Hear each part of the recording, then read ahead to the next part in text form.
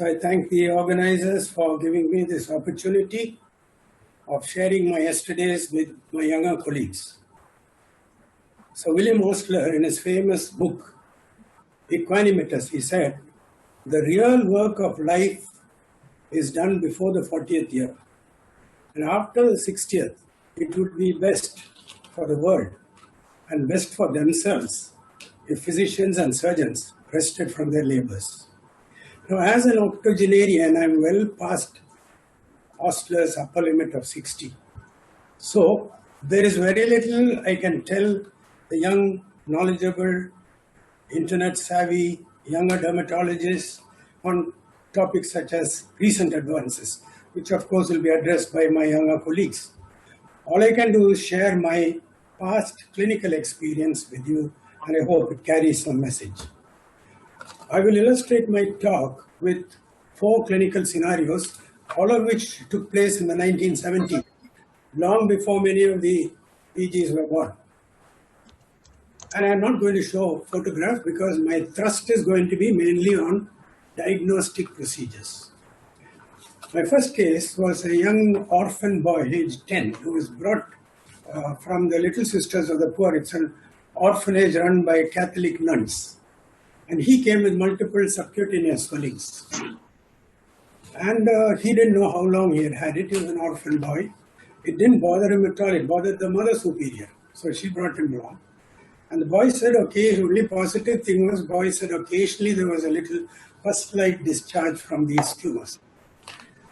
So we admitted him and did all the usual blood work. Everything was negative. The pus-like thing was sent to the lab. And the microbiology did not grow anything in the cultures. Anyway, he was given a course of antibiotics because we thought it was abscess and gave him, but nothing helped. And as this was going on, one day I got a sudden brain wave. What in Tamil you call it Jnanodayam. So after ward rounds, I aspirated a little bit of that pus-like thing, put it on a glass slide, few drops of potassium hydroxide, and put a cover slip and looked at it under the microscope. Those of you who worked in Ward 44, you know there is a small lab attached to that, which was created by Professor Thambaya with an asbestos sheet, but it had all the reagents necessary to do the routine stain. So I looked at it on the microscope, and to my surprise, I found a feltwork of fungal hyphae. I then requested Dr. Kamalam to culture it, and she grew Trichophyton violaceo. Once the report came, we gave the patient Griseofulvin. Naturally, it didn't work because Griseofulvin acts at the stratum corneum level. This fungus was in the subcutis. After tons load of Griseofulvin, we finally sent the boy home. But periodically, it kept coming back. And we published this paper in the BJD 1977. My second case was a middle-aged man with multiple necrotic ulcers over the extremities, a few on the trunk also. And he had fever, chills, and generalized lymphadenopathy. We admitted him and did the usual workup of fever. Nothing turned up except a raised TSR and a leukocytosis.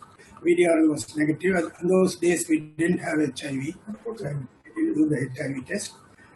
And what intrigued me was a large right linguinal lymph node, which was also slightly fluctuant. So I aspirated it, took multiple smears, and the smear which I stained with Ziehl-Neelsen showed loads of acid-fast bacilli. Then we went and took smears from other parts of the body. They were all positive, and since he was very contagious, we didn't want to keep him in the ward. We sent him to Chengalpet Leprosy Institute. So that was Ziehl-Neelsen stain. The third case was a construction worker. He's a North Indian boy who didn't know Tamil, he only knew Hindi. He came with a recalcitrant ulcer on the right cheek. He had tried all sorts of treatments, it didn't help. So he came to A room, OP, there is A room where the chief sits usually.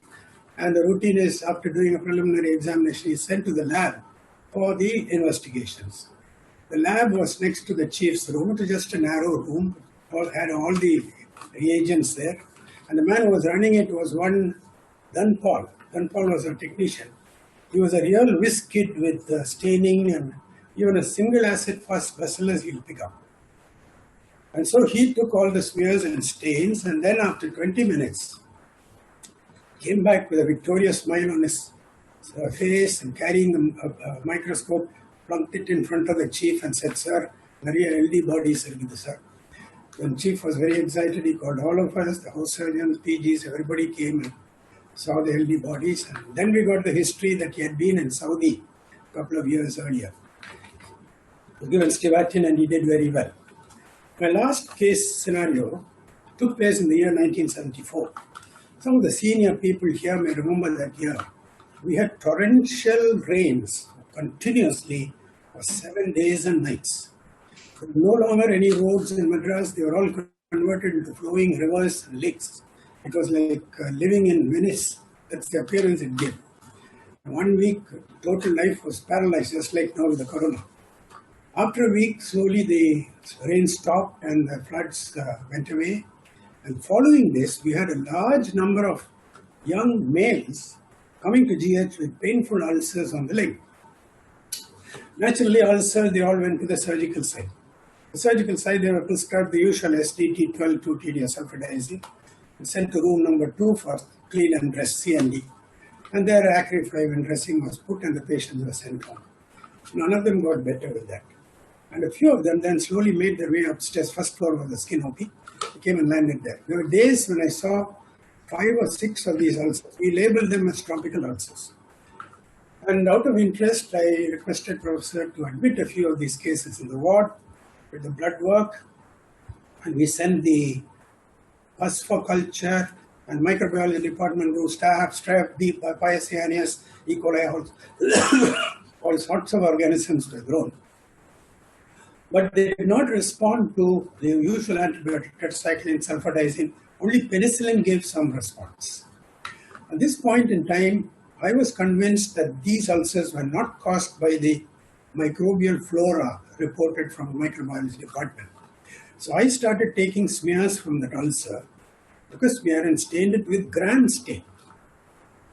Every single case I did, I was able to demonstrate gram-negative pleomorphic bacilli with tapering ends, which are very characteristic of bacteroides, which are anaerobes.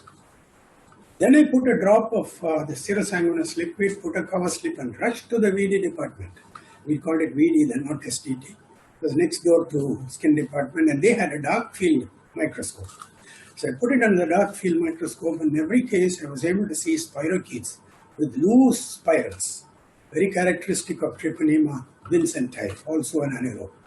So by now I was convinced that this ulcer is due to fusospirochetosis. But how to prove it?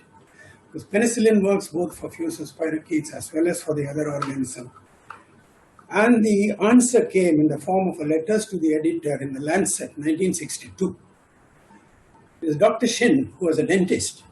He wrote a letter to the editor of the Lancet saying that they treat ulcerative gingivitis with penicillin because it was called Vincent's angina and they knew it was due to fusospirochetes and they all did well with penicillin. But this particular patient of Shin was allergic to penicillin, so he couldn't give her penicillin. And tetracyclines didn't work. So when he was in this dilemma, he found that the lady was having a white vaginal discharge. So sent to the gynecologist. There they found trichomonas and they put her on metronidazole. A week later, the lady came back to Shin and said, "Doc, this new tablet I'm taking has given me a double cure. It's healed my ulcers in the mouth and it's also healed my vaginal discharge." So following this, the dentist started treating Vincent's angina with metronidazole. And not only the surgeons started treating anaerobic infections with metronidazole. Please note, metronidazole will not work against aerobes. So this gave me an opportunity. I admitted some of these cases of tropical ulcer in the ward, started them on metronidazole. Every single case responded. Within 7 to 10 days, the ulcers healed. What was most dramatic was the pain and the serosanguinous discharge came down drastically within 48 hours. And so I collected about 30 cases and I published it in International Journal of Dermatology in November 1979. The story doesn't, I claim that this ulcer is not due to pyogenic organism, it's due to fusospirochetes. Following this, the next year, 1980, late Dr. Robinson from Liverpool Tropical School, he phoned me in the morning. In those days, we didn't have cell phones, it was a landline. He phoned up one morning and said, Dr. Yasudyan, I'm interested in tropical ulcers. I've gone to various parts of the world, collected it. I saw your paper. Can I come and see this? I told him, look, the epidemic is already over. If you're lucky, you may get some cases. So 2 weeks later, he came here. And although he was eligible to stay in any five-star hotel, he stayed in the YWCA guest house behind my house. And he used to come to GH, he went to Stanley, he went to Karigiri, and in a month's time, he had collected about 20 cases, and he did biopsies from each case, collected blood samples, and he went back to Liverpool with all the sophisticated techniques of electron microscopy, immune enzymes. He was able to clearly demonstrate that these tropical ulcers are indeed due to Fusospirachetes and not due to the other organisms cultured from that. Now, why did I present these 4 case scenarios? Nothing exotic or rare about them. So the reason is this. In 1966, when the postgraduate courses were started in Madras Medical College by late Dr. Tambaya, he is the father of dermatology in this state.